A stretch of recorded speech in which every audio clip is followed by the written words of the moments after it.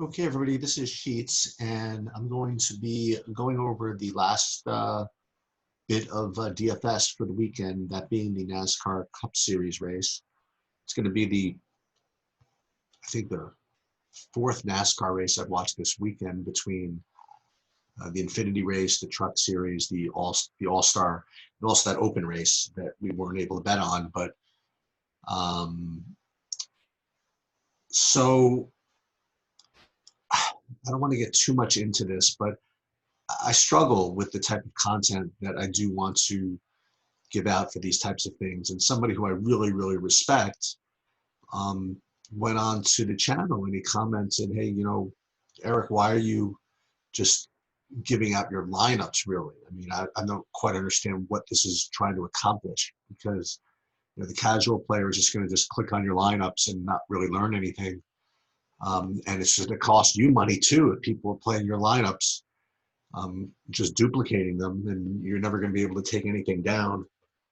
And yeah, it is something I struggle with, because on the one hand, I do think I mean, I like the idea of transparency. I like the idea of not just, showing people what I'm thinking of doing, but actually showing people how I play, and actually what I'm doing. And the person made a comment that, you don't want to show your hand in poker either.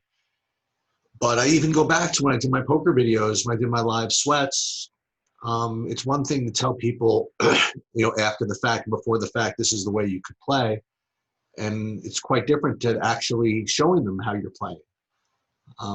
So I don't know exactly how I want to attack the content, because yeah, I mean, I could certainly show you, in general what to do, but I do think it is important for you to see how to actually execute. So I'm gonna try to walk a tightrope here between actually giving out the actual lineups and um, just showing you the process, and we'll just kind of see how it goes. I actually don't feel as though a lot of you are clicking these lineups, if you want to know the truth.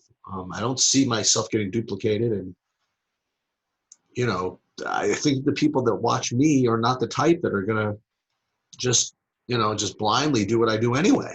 You know, but who knows? But I'm gonna just keep on doing the way I'm doing it, and maybe there'll be a little tweak that'll make everybody happy with delivery of this content. We'll see. So I'm going to do a little bit driver by driver here, because I do have some opinions that I want to give out. Um, but with respect to construction this with this particular race, um, you're going to need to get guys that are running near the front, meaning that you are going to need to get some dominator points, somewhere between 2 and 3 dominators. Now, here's the issue that comes up. So it becomes really blatantly obvious the guys that people are going to want to play. And I don't want to get trapped in this ownership game. Uh, to, to, so this is what people are going to be looking at, right? They're going to be looking at the first two guys out of the gate, and that's going to be Almirola and Blaney. Okay, so Almirola, for those of you that think that you're going to be sneaky by playing Almirola, you're wrong. I mean, he's going to be incredibly popular, and the reason why is because he's done this the last like couple of weeks when he's been near the front. Um, was it last week at Bristol? I forget, but he just went out there and led like half the race before, finally giving it up to Harvick or whomever. And he's got the freaking pole, and if he gets that front, he's gone for a long period of time, maybe. Now the problem is, I mean, he's got Blaney right next to him. He's got Harvick in the 5 hole. He's got Hamlin and Keselowski. These are no slouches, not to mention Elliott and really good drivers in the top 10. So it's not going to be that easy, but it's such a nice, easy way to play that it makes perfect sense. Now, another thing that people are going to do is kind of the opposite, not really opposite, is they're going to just play Blaney, because Blaney, if he just gets the jump on Almirola and which he certainly can do, then he could be gone, and he could take the whole stage without anybody passing him either. He's got one of the probably the top 5 fastest cars on the track, if not the fastest car, somebody could argue. Um, and if he gets around Almirola to start, he could be gone and to pick up just a carload, so to speak, of dominator points. So, um, in addition to that, Blaney also has incredible win upside even if he doesn't get the lead. So, at him at 8,900 is going to be an insanely popular play. Okay, so this is all. This is, I guess, the way I'm going to put it to you is that if you're going to play Almirola or Blaney, which what people are going to do. I'm telling you, people are going to do this. They're going to take Almirola, Blaney. They will go min 1 in every lineup. Okay, and that grouping in and of itself is going to just pump the ownership of these guys up, just I would say through the roof or whatever. And then what people are going to do? They're going to take Harvick, who is just insane. I mean, he's a great driver, great car, great everything, as just kind of like that safe guy who he could certainly, win the race. He could get to the front. And so between Harvick and Almirola and Blaney, you have just incredibly popular plays. And you know what people are going to think? They're going to say, you know what, I'm going to get cutesy out. Maybe each of those on their own might be kind of popular, but is anybody going to really play all 3 of them or something like that? Yeah, I think people are going to do that too. So what I think I'm going to end up doing is commit to this concept is if I play Almirola, then I have to really commit to the rest of my lineup being non-chalky to the point where I'll play Almirola. If I'm going to play him, I will want no Blaney and I will want no Harvick, for example. And likewise, if I play Blaney, then I will not have Harvick at all. Okay. I just don't think I can get that type of ownership cranked into my lineup and win a NASCAR race. I just don't think I can do it. So it's going to be, if you're constructing, scripts, something like that, like max 1, Almirola, Blaney, and Harvick, with the knowledge that all 3 of them are really, really good plays. Okay, but again, just from an ownership perspective, I think that's probably what I'm going to end up doing, something like that. So again, the way I'm going to analyze this is kind of, again, just kind of like tier by tier with respect to like where these guys are starting. So in this particular sample lineup, I put Almirola in here as an example. And so if I'm not going to play Harvick and I'm not going to play Blaney, who else am I going to play? Because I do want to get a couple of guys that can lead laps. And the guys that are in my head, okay, are Kyle Busch from the 4, and we'll just start with him. So for those of you who've been watching these videos of mine for the past however long, I've had just incredible perfect luck with Kyle Busch. I mean, I just faded him every time people were chasing him. Whenever I looked at him, I'm like, you know what? There's just no way. I've seen nothing out of him except for winning truck races. And whenever he's been chalky in any of these cup races, I've just faded him. In the All-Star race, the exhibition race, whatever you want to call it, he got second, whatever. And I even joked that, this weekend, he needs to drop back into the minors to get anything done. And he did. He won both races today. Well, technically, he got disqualified out of the Infinity race for having tech issues. And he won the Truck Series race rather handily, as I suspected he would. And this is the struggle I have. So I have 2 countervailing emotions here, or thoughts. Number 1 is, boy, he's had 2 full runs over this track. He knows this track better than anybody on the race course because he's had 2 races over it already. So that provides him a really, really big advantage. However, another way to look at it is, I mean, how exhausted must this guy be to have to race 3 days in a row? You know, not to mention that the competition he's racing against is just so much harder than it was the last 2 days. That plus the wear and tear on the body, I mean, like, it's going to be difficult. And I think what's going to tip it for me is the fact that from what I've last seen, his ownership is really, really high. I was hoping to probably get him, you know, a little low owned because he's been busting people. But you know what? He won both races and he's only 9,300. So, and people are going to be looking to play multiple dominators. So he's just going to take a lot of ownership. So as of now, I think I'm just going to fade him again. But it's one of those fades that I'm really not too happy about, because I think that track, knowing that track and wanting to play a dominator other than Blaney and Almirola, for example, and Harvick, it makes me want to play him, and it would feel so good to get him right. You know what I mean? When you know what I mean? Just fade, and be the one to get him right. So I'm gonna still think on that one, but that's my thought process at least. I don't think Kozlowski has never been a guy for me. Again, he's just, you know, he's lucked into some wins, and he's just not really my type of guy. I'm not paying 10-8, I don't think, for Hamlin. But the two guys that really intrigue me are Chase Elliott, and I mean, he's 10K. He's going to have some ownership, but not that bad.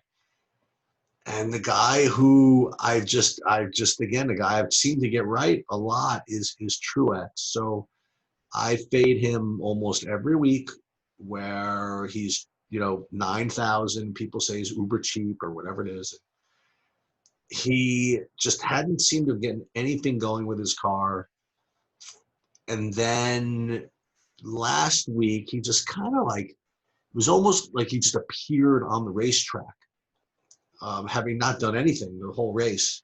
And I think, what did he get, second or third or something like that? Or he fell back. He showed some renewed vigor. And this is where you have to have a little bit of faith, because I would have thought that his ownership was going to be high because he had the 10, but I guess because he's at 10-4 price tag, and some of these other guys like Blaney and whatever, much cheaper, they're predicting him for much lower ownership, almost, I mean, 12% or something. So this is a guy that I think I'm going to go for at low ownership. So again, this is tough, man, because he's a full 10-4. I mean, can you imagine playing him at 10-4 when Blaney's at 8-9? And Blaney's like just wins every race. You know what I mean? I mean, don't you want to find the extra 900 for Harvick if you're going to play Truex? Yeah, and that's what's going to keep his ownership down. And I think I'm going to gamble. I'm going to try it. So Truex and Elliott would be the guys in this type of, you know, starting position range that I would want to kind of go to. Now, what I'm not going to do is play De Benedetto, just because, you know, you look at all these guys that are inside of him. You know what I mean? Like they got. I mean, let's read some of these names, like Truex, Elliott, Harvick, Hamlin, Kozlowski, Logano. Then, not to mention, I'm rolling Blaney. I mean, for these guys like Bowman and De Benedetto, and I know they're cheap, but for them to make you happy that you played them, they're gonna need top fives, right? And boy, oh boy, it's rough business out there for those two guys to make top five. So I don't think that I'm gonna get there. What I think I'm gonna have to end up doing is limit the guys that I mentioned as the guys that are gonna be in, you know, by win equity plays. You know what I mean? Like guys I think that can win the race, like guys in the top 10 or something like that. And after that, I'm going to just be dropping to the place differential ideas. Okay. Um, so with those place differential ideas, you know, this is what's in my lineup right now, but I just want to talk about a couple of guys. So Byron at the 18 hole, he again, I just, maybe I'm just too pessimistic, but I I think he can get a top 10, which at 8K is going to be good enough, right? You get those price differential points, then you come in 10th at 8K should is fine. So I'm going to use him, I think. And then you get down right next to Byron is Clint Boyer, right? So you have both these guys that are very similar, similar drivers, similar place differentials. And then you get Boyer is a little bit cheaper at 7,700. So maybe, just maybe, Byron is going to be lower owned than maybe he should be because of that $300 difference, which I don't think in a GPP makes all that is not the biggest deal, right? Um, so I'll pay the extra 300 for the same median, if that makes any sense, if it's half the ownership, if that's the case. Right? So I'll have to double check this, but it's the way I look at these types of plays, you know. Then you go down a little bit more, and this next guy is I'm very very intrigued by, and that's Cole Custer. So I know what you guys are thinking. You're like, this guy, we were playing him at 6K from the 35 hole really recently, and you're telling me that just because he won this past week that all of a sudden he's just all of a sudden just that much better, and I think he is. I you know, I don't know what it is, but I think I remember the interview after he won the race, and it was almost as if he's like, you know, this our car's been really good, and it didn't seem like he was kind of a humble rookie that was, you know, just kind of happy that he lucked into the win. I think that he really has been expecting this, and I think that he had really respected his equipment, and I think that, you know, he could. I really think of all the guys that I mentioned, like Boyer and Byron and even Bowman, Benedetto, I think Custer could be the real deal. I think he could pop and get another top five, you know, and if he does, and he comes in really low owned, and I know people say, you know, they're like, well, I can't believe, you know, that we're playing him for the 19 hole at 7,400. We're playing him with 35 hole at 6K just recently. But things do change, and you know, getting that big win gives a guy kind of renewed confidence and can make those moves when otherwise he wouldn't have been able to in his head. So um, he's going to be a really good pivot off of some of this other stuff that we're going to talk about, which are good plays. So for example, like Reddick at the 24, he's you know, I think he's a very very strong play, right? Good driver, good car, 24 hole. Has top 10 upside in this spot for sure. So at 7,800, he's fine. And then also for cheaper, you could play Austin Dillon, who's getting a lot of love. And um, I think, I don't know, man. I think that maybe I'm a sucker, but I think the Custer could be a good pivot off of Austin Dillon. You know, you pay an extra 500. Um, you know, it's the same place differential pretty much. And let's face it, Custer's hot right now, you know. And when you're hot and your car's good and you can be confident, make the moves you need to make, maybe I'll go right back to him. And I was thinking in my original build, I was going to do something like Kenseth or something like that, but he's fine. But Custer, I think is might be a good idea here. I don't know. Then you go down into into the Drek, the you know 30 place differentials and things like that. I'm not playing Newman at the 15 hole. Um, and the guys that are going to get ownership are going to be first is going to be this Nemechek, and I don't exactly get it. Um, he he's been fine. He had the eighth place finish at the Geico 500. Then he was just kind of whatever. I guess he 19 improved to 15 there. Then he busted people, and then he made it to the All-Star Open, and Finished eighth. I guess that's good. But as chalk, I don't know. I don't think that I'm going to be too happy playing him as chalk. I think that I'd love to try to do something different.